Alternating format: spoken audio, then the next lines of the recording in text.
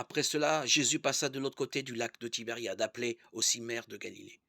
Une grande foule le suivait, parce qu'elle avait vu les signes qu'il accomplissait en guérissant les malades. Jésus gagna la montagne, et là, il s'assit avec ses disciples. C'était un peu avant la Pâque, qui est la grande fête des Juifs. Jésus leva les yeux et vit qu'une foule nombreuse venait à lui.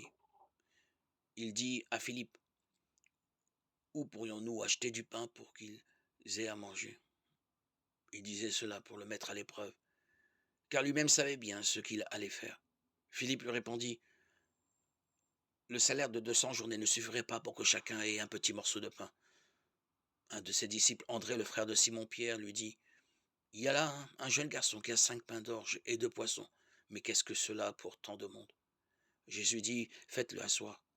Il y avait beaucoup d'herbe à cet endroit. Ils s'assirent donc au nombre d'environ 5000 hommes. Alors Jésus prit les pains et après avoir rendu grâce, les leur distribua.